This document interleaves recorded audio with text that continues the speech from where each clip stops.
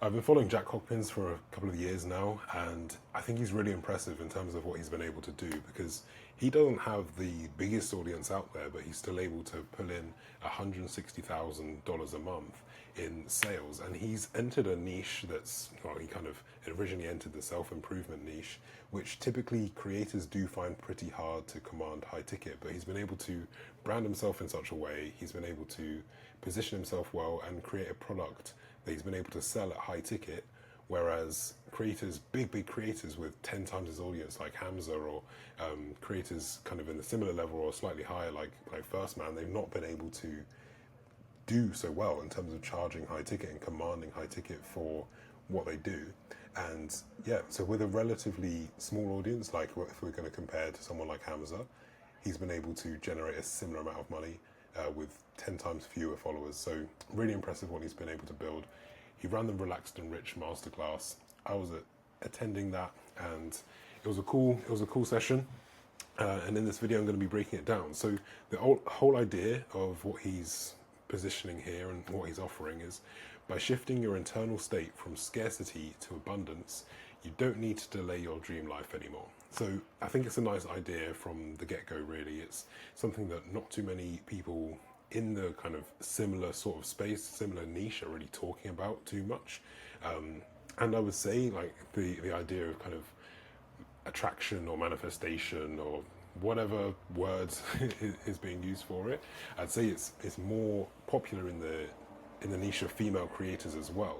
So I think it's nice how he's been able to enter it in a time where I feel like it's not so saturated for male creators, particularly male creators that pitch masculinity in such a way as well, because as you can see here, helping men reclaim their masculinity in a feminine world and awaken the beast that lives inside of us. Like that's what he lives in. So his approach, first of all, it went introduction, current problem, origin story, mechanism features, and then a pitch.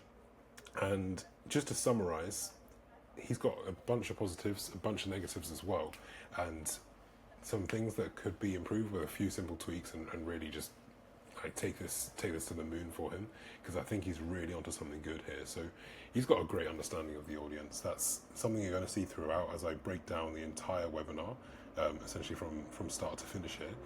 But he's got a great understanding of the audience, and he's been able to build up this personal brand and sell to this personal, like the followers so well because of this. He's got a great understanding. He's framing problems and goals in a relatable way throughout. He understands the goals that he had as he was kind of on his come up, and he understands the problems that he went through, and he's not afraid to claim those problems as his own and claim those goals as his own as well. He articulates the problems really, really well, and he's clearly spent a lot of time thinking about it. Valuable perspective shifts in terms of bringing something new to the market and really helping people see life in a different way. And I think that was something really big, and yeah, pretty impressive. And it's a well-positioned product as well, I'd say, in terms of the way he's worked out, okay, like what we're going to put into this product, everything like that. I think he's done it really well. However, there are a few things that he could be adjusting to make this a whole lot better. As I said, we're going to break down this webinar, and the main negatives I see is the fact that he's not really tapping into the strength of story. I know from seeing his content over the last 2 or 3 years that he's got a really, really strong story, and I don't think he taps into that as well as he could in this webinar. It did lack structure in terms of taking someone through a full buyer's journey, and there were also bits and pieces that are a bit confused as well in the way it went through. He did tend to reiterate the same point from the same angle, which we will look at when we go into this current problem part. The audience are left wondering, will this work for me? And what about XYZ? Mainly because he's talking about the problem, he's talking about the story, and he's talking about how he's going to fix that, but he doesn't really address the internal beliefs or the external beliefs or the worries about the mechanism itself, because, and this is really important because it is something so new, and it's also something quite abstract as well. It's not just techniques of how you're going to get your first client, I don't know, doing some sort of, what could it be? clipping offer or video editing offer. It's not something like that. It's not like, oh, I can see people making money doing this business model.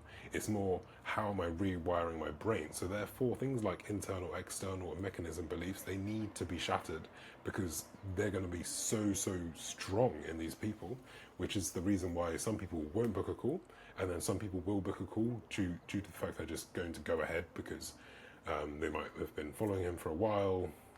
He's tapped into the fact that he understands the audience really well and the problems, everything like that.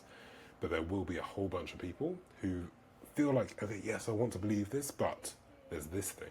And that's what I feel like did lack quite a bit in this webinar itself. It did end up being quite feature heavy in the end rather than benefit heavy. We always say we want to sell with benefits rather than features. And then it lacked a connection to proof. At the end of the webinar, as we'll see, he has got some great results from the people that are in his new elite community. He's got some fantastic results, and they've got fantastic results, and I'm sure like in part of being in the community. But he didn't really circle back throughout. He kind of just dumped some case studies at the end, or dumped some results at the end, and that was kind of it. So I think we need to connect like each reason, and you'll see in the kind of framework that I'm going to explain, each reason to why someone should believe a certain thing to some proof, and then we can say, okay, so your internal beliefs need to be like this, and then here's the proof why. Your external beliefs need to be like this, and here's the proof why. But then instead, we just kind of had all of our proof just dumped at the end, and then saying, okay, look, like people are doing well. And that just really makes the believability difficult as you take someone on that journey, because you need to say, this is important, and here's why it's important, if you see what I mean. I like to run the perfect webinar framework. It's something a bit different. So you go introduction, origin story, vehicle beliefs, internal beliefs, external beliefs, stack and pitch. So what is this? Well, origin story is going to be the same thing. That's pretty self-explanatory. This origin story alone, when this is delivered well, it should just be able to convert some people right there and then in the first 15 minutes of the webinar itself. Because it's going to be, someone's going to say, okay, wow, I feel so seen. I know I need to solve this issue, so I'm just going to go ahead. But then there'll be people with different beliefs. They'll be saying, oh, I don't know if just shifting my mindset from attracting to abundance is going to work. Like, how does that even work? I don't understand it. Which is why we have the vehicle beliefs, and we need to tap into that. That's something that there's just a gap here, because he just goes into mechanism features. Then at this point, someone's going to believe, okay, I can see how this is going to work. This is going to make sense for me. I can see, okay, this is how I'm going to change the way I believe. I'm going to think about, it makes sense. Like, I've got a technique here that's going to help me, put me in a better frame of mind to be able to attract rather than chase what I'm after. But I just don't know if I can do it. I don't know if I can do it, and which is why we then address the internal beliefs. But then here, if we're still just hammering on the mechanism features, we're not really addressing the internal belief, where someone's thinking, well, that sounds good for Jack, but I'm not built like Jack. I'm not absolutely jacked like it is. So I'm not sure if I can do it personally. So then that's where we need to tap into the internal beliefs. And then if they believe in the vehicle, they believe that, okay, it makes sense how to actually go about, how do we actually go about changing our mind and making sure that we see the world in a different way. Like, I understand that. I understand that I can do it, but there is this thing. There's this thing, I'm living at home right now, I'm living with my parents, and I feel like it's not really the right place for me to just go ahead and like jump in with 2 feet. Or it could be something like, oh, but I don't feel like I've got enough of money. I don't know, enough money to just go ahead and change my situation. It feels like there's too much going on, or maybe I'm studying right now. I'm coming to the end of my university degree. There's that thing, or maybe I'm working a job. I can't just up and leave and decide to live life abundantly. There's that thing, and this and this here is going to be huge in when you're trying to sell something to do with internal state and things like scarcity, abundance, attracting positivity, attracting opportunities, because it's so abstract, right? But then when you do get it right, And when you do crack it, that's when it's just going to open the floodgates, really, when it comes to making sales. And then finally, just stack and pitch. Stack what you get, tie it to value, tie it to benefits, tie it to actual money that someone's going to get, and then pitch it, and then you can be on your way. I'm not going to go into that too much on this video. More talking about the setup. So why do I like to run this? Well, we've just launched this for one of the coaching companies I'm working with at the moment, and it's crushing it. So we've got this is an on-demand webinar. Bear in mind, so on-demand webinars are always going to perform worse than a live webinar like what Jack ran. But this on-demand webinar here, we just wanted to test the ads. So we've got ads running to an on-demand webinar, right? Someone opts in and then they get to see it. We've got 99 people here when I took this screenshot. Saying, okay, yeah, I want this. 14 people booked a call, so that's just over 14%. And really, a great webinar is going to be performing at 15%. A live webinar is performing at 15% conversion, but we're getting 14% call booked here from an on-demand webinar. So that's the kind of thing I've just built recently, literally in the last couple of weeks, for one of the coaching companies I'm working with. And at this time, I think we've made 6,000 from 300 in ad spend, £6,000 from £300 in ad spend. Might be a little bit more than that. Might be closer to 8,000 or 9,000 at the moment. But yeah, like this is the webinar framework that we run with, and that's what I just want to go with, because if Jack was to run this, I think he would have seen a whole lot more results.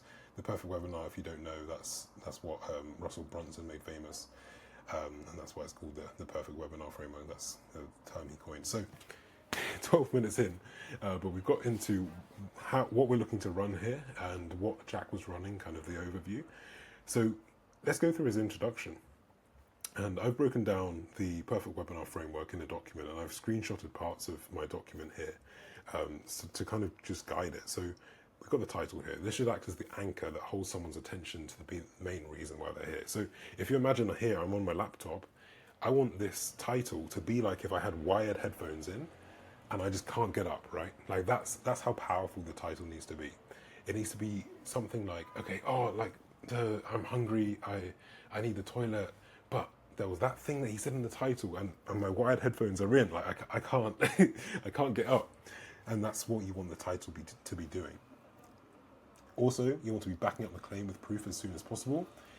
An easy headline format is just how to X so you can Y, and an easy proof format when you're looking to prove this, just like this has helped A, B, and C to X and Y. So it'll be making people want to stay to the end. You need a relatable and intriguing opening, but here he doesn't share proof. He's just got this photo on a motorbike, and yeah, this is a sick photo, right? Like, not many people have a photo like this, which I guess is kind of the anchor here, or the wired headphones that you can't get out, because like, oh, my life doesn't look like that. I don't have a red Ducati. I don't have cool tattoos like this. Like, yeah, Jack's cool. I want to live like Jack. And there are so many things here that I'd say are really good about this. Like, this is for you if you're tired of delaying the enjoyable life. The reason why I think this is so good is because no one is really talking about this in this way. You've got people maybe talking about business opportunity, or people talking about psychology and mindset overall, or self-improvement. They're saying like, get into the grind and then you're going to enjoy it. But this whole angle that Jack's taking here, I think, is super impressive, which is why I think this can sell so well, because reality is he's selling people what they want. People don't want to just grind their life away and then try and enjoy it. Like, people want the result now, right? What do we get into next? So he's saying this is for you if, so yeah, it's helpful, it sets the frame. This is for you if you are, and then you can say, okay, oh yeah, I'm ambitious, I'm disciplined, I'm doing good, but I feel like I'm just grinding my life away, you know? That makes sense. The next part of this is we want to justify the failures. So we want to recognize where they're at right now, what they've tried in the past to get a desired outcome, go for the frame, it's not your fault. And an easy format for this is, if you're watching this training, I guess it's not the first time you've tried to change the way in which you're approaching your business or your life or your job, or make more money, whatever it may be. He hits this failure justification at exactly the right time in the webinar, and he shared relatable stories around the belief system and burnout. So it jumps straight in. My limiting belief was that, I believe that if I was calm, I wasn't pushing hard enough. I highlighted this because it's something really relatable to me, at least. He then kind of goes into this further. I was progressing for a while, but then burning out. Then I burn out and destroy my progress, destroy my habits, lose momentum. So this is, again, really relatable. And this isn't a personal failure. This is essentially saying, it's not your fault. It wasn't my fault. This is not your fault. And we're kind of just trying to say, okay, look, this is the problem. We're taught this. This is the system. To get rich, you must work hard. So this is good. This is a good setup for the webinar. Then he talks about the delay trap, and then he goes into the next parts. And when we go through the perfect webinar, the one that's just getting us crazy results right now, we want to go recognize fears, make common enemies, and confirm suspicions. So the common enemies is going to be, like it's alluded to here, this is the system, they taught you this, There are a couple of things that we are missing, and I think we could just go a whole lot better here. So he builds up an attractive way of thinking. It sounds refreshing, it sounds new, like I keep saying, but there's no real recognition of what they've tried or common enemies at this point. I would say it does occur like slightly earlier, but we could just tap into that a little bit more.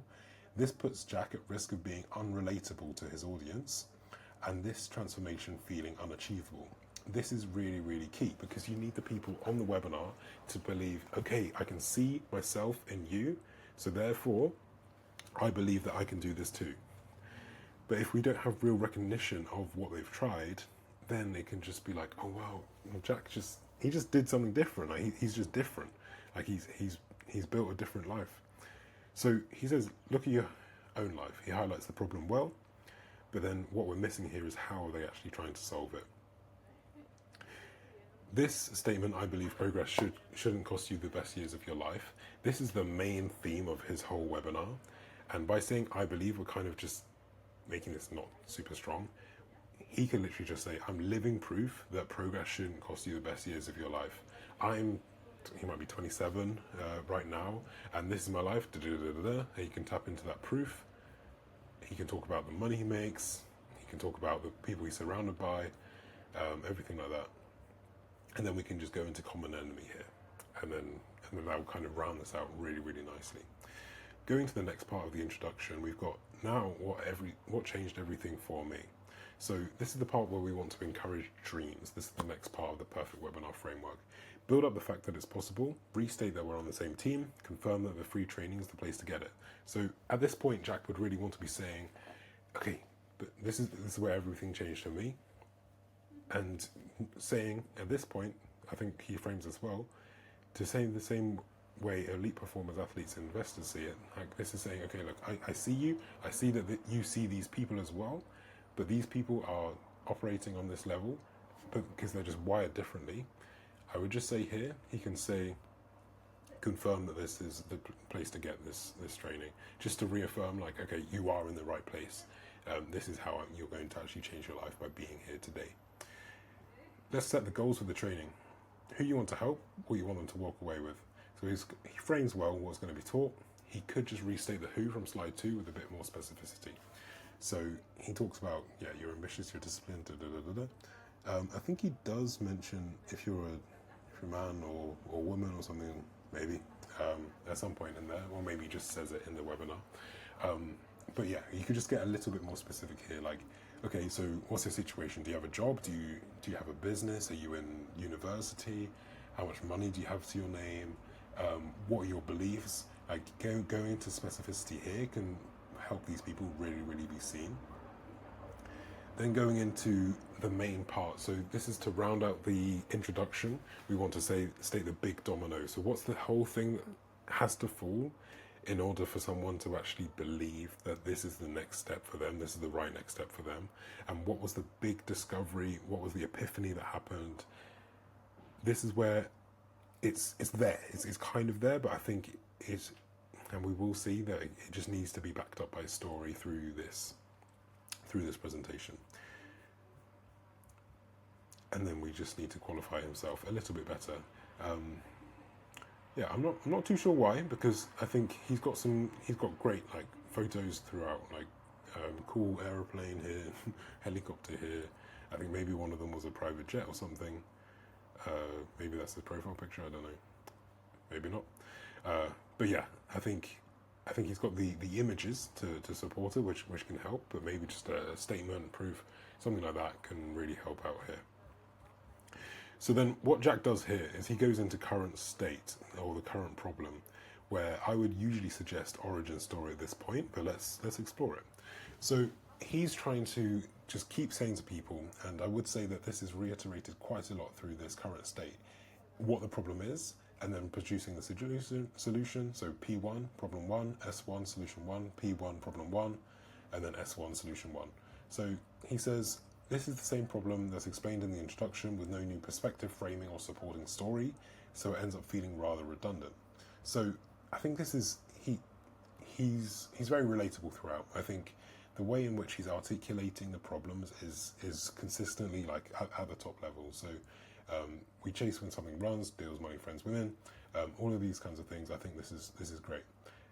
He could use a story to back this up right here, where he's been chasing the past, and then he suddenly was able to attract, and then things changed.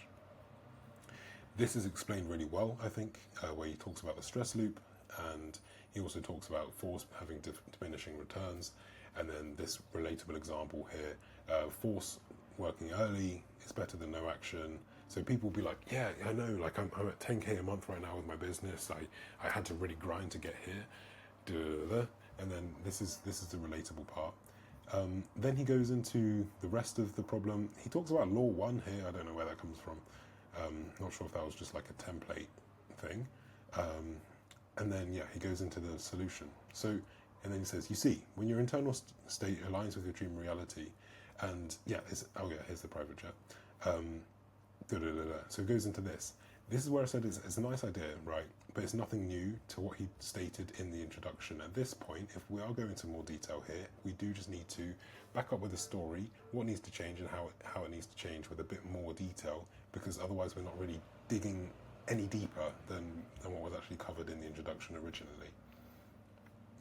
Then going into P1, so problem 1 is simply a deeper explanation of the problem 1.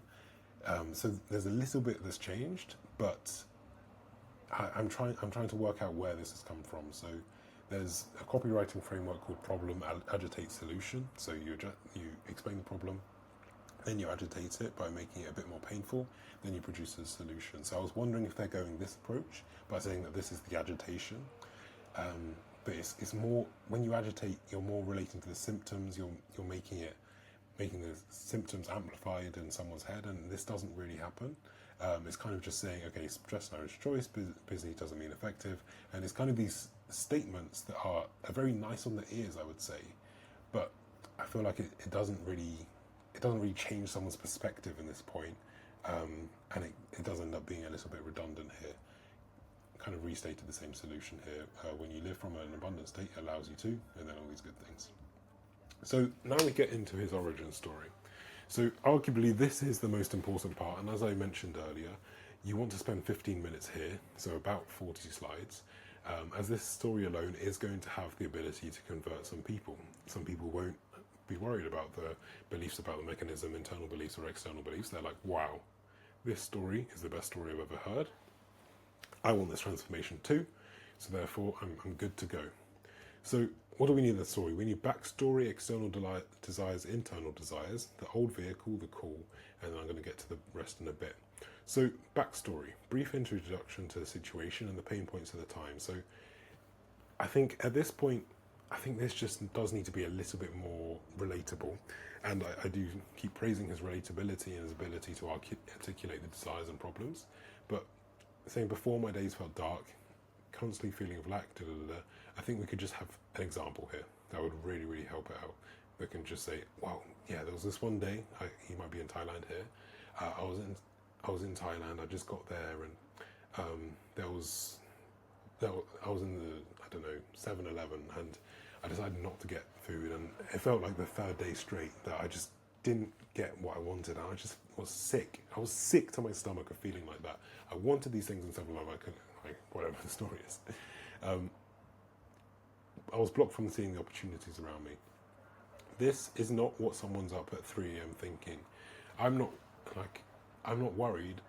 I'm not unable to sleep because I'm saying, oh, I'm worried about not seeing the opportunities around me. Like this is not something that someone's saying to themselves. And the importance of marketing, importance of direct response marketing, is we need to enter the conversation that someone's already having in their head. But if I'm not up at night saying I'm blocked from seeing the opportunities around me, I'm worried about something else. Something more specific. It could be something like, well, yeah, what am I worried about right now? I've got a deal in the pipeline that I was thinking about at 2 a.m. Today, and I was worried that I'd overpitched. I pitched too high, and I was feeling these feelings of insecurity and lack around pitching £10,000 setup fee, and that's what I was worried about at 2 a.m. this morning. So at 2 a.m. today. So I wasn't blocked from seeing the opportunities around me. That wasn't my concern. It was like, have I just pushed someone away by saying it's going to be £10,000 up front? Like that was my concern. So what am I thinking at the time? Well, I know I can add value, but I'm just worried that I'm gonna push these opportunities away. Or that's kind of the conversation I'm having in my head, right? It's not something like this. So he can either reframe this or give an example here. Then where I feel like we just didn't really have external desires or internal desires. So what did Jack want at this point? He was blocked from seeing opportunities around him. What did he want externally and also internally? And then this is where you can actually really get this opportunity to connect through honesty, which is really good as well. So yes, I wanted the nice life in Thailand. I wanted to go and live in Dubai. I wanted to have the travel ability. But why did I actually want that internally? Well, it was because when I was in school, I felt like the other people were more popular than me, and I felt like, well, if I can just live differently, or if I can have something cooler, or I can do something more impressive, then they'll know. Then I'll show them, or whatever it may be. But connecting through honesty is a great opportunity here to just get a bunch more sales at this point as well. Old vehicle, problems faced as a result. So I think this was good. He thought he was ambitious. He thought he was doing the right things. He thought he was in the right place at the right time. He was making the right decisions. Good framing of the old vehicle. I like this. Then it's the cool. This is where it gets really important. So what we want to do in the origin story is we want to set the scene and then go on the story and explain how it actually happened that he was able to make this transformation in his mind, in his business, in his personal life. How did he discover this? How did he implement it? And then what were the results of that implementation? This is where I think it really does fall down. Jack has a great story. I've seen it in his other content, and he also alludes to it in this webinar itself. But I think we just need to frame this and structure the story better.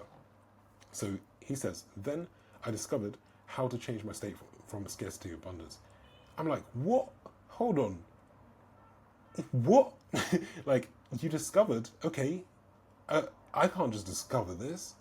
So as soon as he says this, he becomes out of touch. Oh, not, that's a rude thing to say. He becomes unachievable is what I'm trying to say to his audience that's watching this. Like, okay, Jack, you've just discovered something. Like, you need to tell me how you've discovered this, so then I believe I can do it too, you know? And then this is the big idea here. This is the whole theme of the webinar, right? Changing your internal state from scarcity to abundance. So we need to go on a whole lot longer of a journey. We can't just cover this by 2 words written in the past tense, I discovered. Then we need to go into the villain and the stakes. And this is something from later in the webinar, but I think this is where I really think his story is great, but he just needs this at this point. So he says, when I built an abundance plan, when I broke down my lifestyle goals, it actually, all I wanted was these things. So this is what I wanted. He's talking about the desires that he had actually, which is relatable to earlier on. The villain, I still struggle to shake scarcity, and the stakes. He had $5,000 on his credit card he could use, and he just took it all out, and he just was like, I'm going to spend it abundantly. Like, these were the stakes. He he was down to his last money, right? And I know, like from another piece of content, he actually got this 5,000 out by buying from himself, and I think that's just such a great story. Like he literally bet on himself in a way that like no other people, you don't really hear about that really, you know. This is where I feel like it just does get to the point though where it does seem unachievable. So I decided to let go of outcomes. Well, how did you decide that? Like what was going on in your mind? How did you feel? What were the emotions? What made you decide to let go of the outcomes? Like what was the call? What made you actually think I need to let go of outcomes? I need to shift my mindset. How did you discover these things? And who was the guide? Who helped you understand this new method? How did you go about implementing it? These things are missing here, which then makes Jack's transformation just feel a whole lot less achievable to everyone on this webinar, because they're like, oh wow, like okay, like Jack's got cool content. He's got a cool story. He lives the life I want to live. All of these things, but I just don't think I can do that too. Like you just did all these things. I don't think I can do that too. And that's the situation that Jack does end up in as a result of just not connecting on these levels, like the guide and the call, and spending some more time here. Then the transformation. I started waking up excited. So let's forget the fact that these slides are here. He just went from then I discovered to I started waking, and I'm like, hold on, wait, did you leave me behind? Like these are the kinds of things I'm thinking on this webinar. Okay, how did you do this? What changed? Why did you start waking up excited? These are the concerns I've got at this point. Then there's the epiphany. So what results did he get? How did he make it feel? What was that? So I think this is described well. Like he's good at framing his results. He's good at talking about his results. It does feel like it's missing feeling. Like what was his internal state like? What was his emotions like? His inner self-talk? All of these things. Like how did he feel? And then what was the actual aha moment? Like it does seem like there was something here, that there was no like aha. I realize now, like this is how you do it. It was kind of just, well, I just did it, you know. What surprised me most? So I think this next part, the strongest part of the entire webinar actually. So this is the strongest part of the webinar. I think Jack's bread and butter is his ability to achieve his results and frame the achievements or milestones. And that's what he's good at. That's why he's been able to build up such a successful personal brand. As I said at the very start of this, he's got a relatively small audience compared to the likes of Hamza, and is able to make same or if not more money as well. So yeah, he's been able to achieve great things, and yeah, I think that's resulted in this great sequence of slides here, which I'm sure converted people on this webinar. So what were the results? What were the extra results? So nice. What surprised me most? These are the extra results. This is really, really cool. Like a big desire that people have. Started to treat others. Then he's got the visuals. He's got the great photos here. Life expanded, business expanded, common desires. And then the achievement, like how did he connect back to his internal and external desires? He didn't really allude to the internal and external desires before, other than the fact that he knew he wanted to live on the beach earlier in this webinar. So yeah, we do need the original set of that to be able to help us strengthen this achievement part. And then yeah, like the transformation. So this is all, I'd say, as I said, this is a really strong part of it. I think there just does need to be a better setup when it comes to the origin story here. Then we go into mechanism features, and this is essentially the vehicle part of this, because he's talking about the mechanism itself, and he spends time here, and this is probably the kind of value part of his webinar that he planned out as he's building it. Like this will be the value, this will be the meat, right? This section following the main story needs to handle the objections someone would have before feeling ready to commit. So it needs to be doubts about the mechanism itself.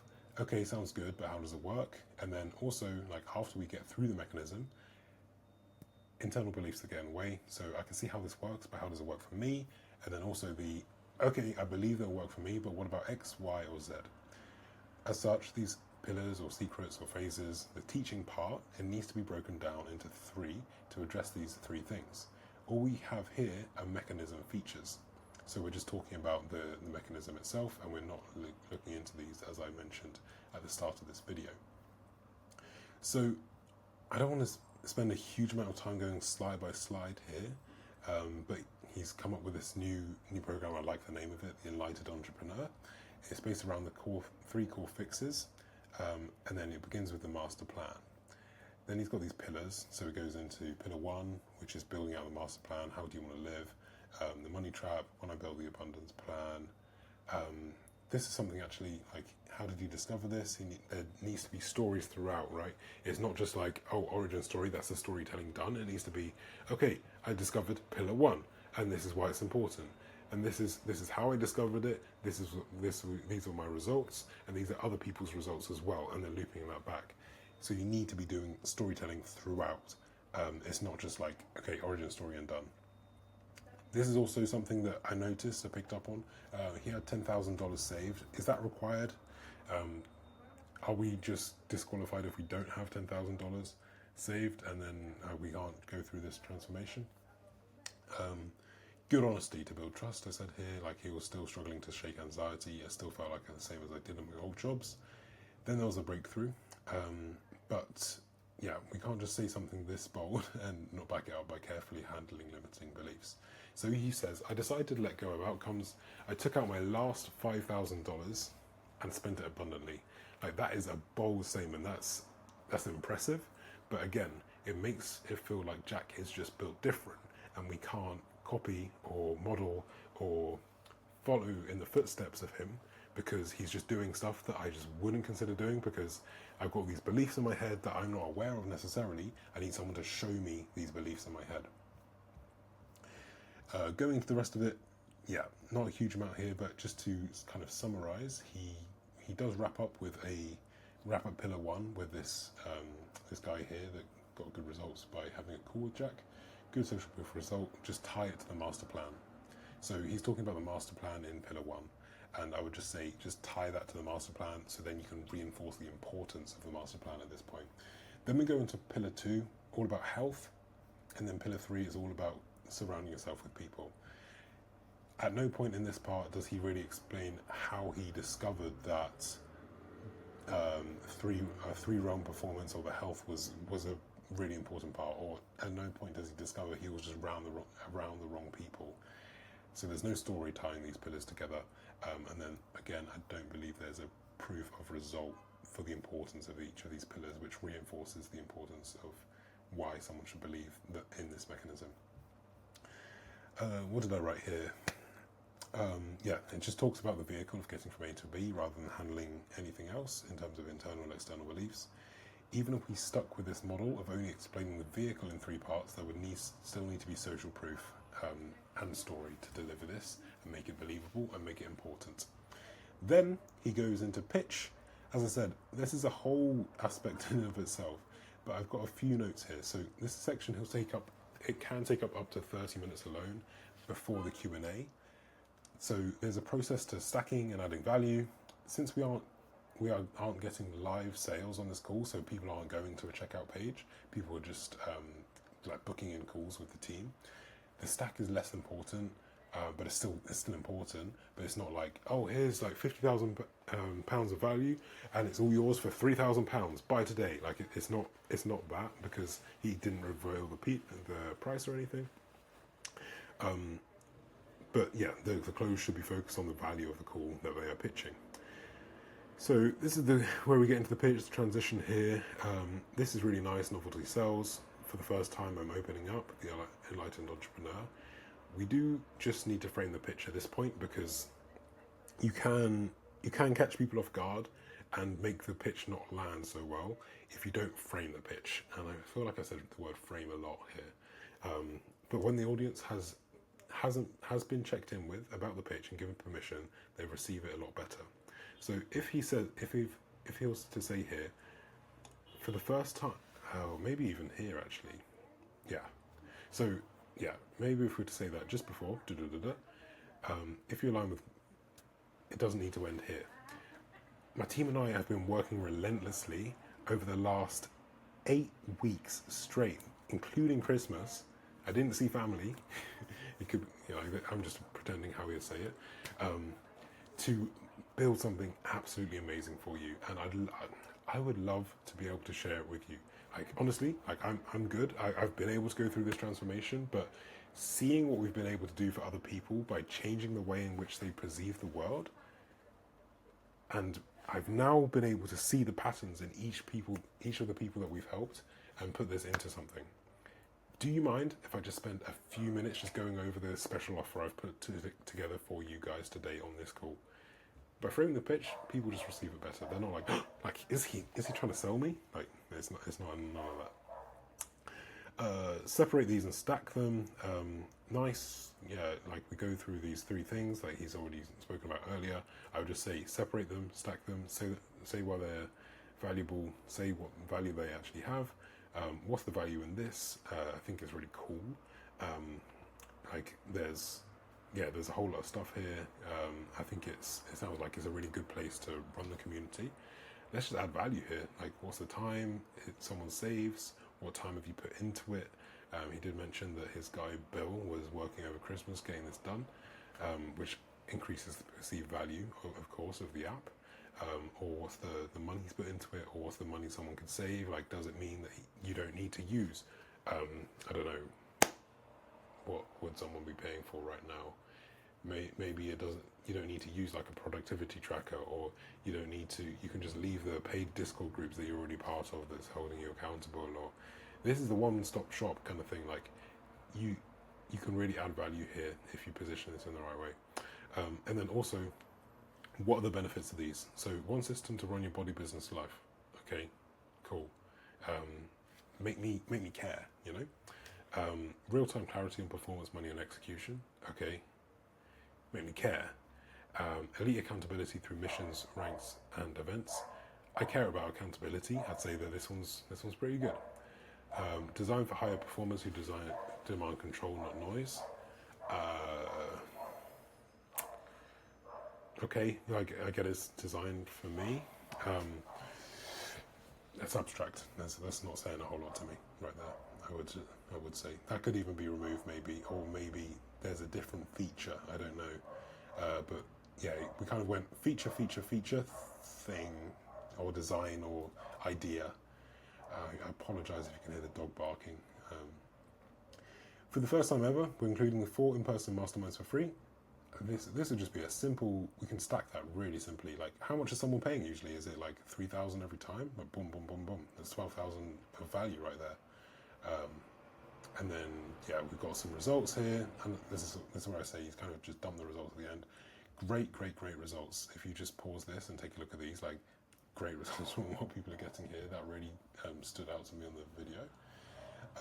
What's the real return? And then, yeah, we've got some sort of, okay, look, here's what you can get. This is building it up. And then the only thing I'd say here is just add some fast action bonuses. Like, why should someone actually act right now? Maybe something scarcity, maybe something with urgency, and that can, like, an easy one is like the first 10 people to sign up are going to be able to get on a call one-to-one with me, and I know that he does offer calls one-to-one as part of this when he stacks this up, but it'd be something like that, something along those lines. That can be a fast action bonus. And yeah, that is it. So we've broken down the Relaxed and Rich webinar. I hope you enjoyed the video. If you do need help running your own offers, launching your own webbies, I'm happy to help. Just click the link below and we can find a time to talk. It's been a pleasure. If you've got comments about any of the ideas that I discussed, if you disagree with anything, then just let me know as well. If there's any other webinars you want me to break down, then more than happy to do so. Thanks a lot for watching. Catch you in the next one.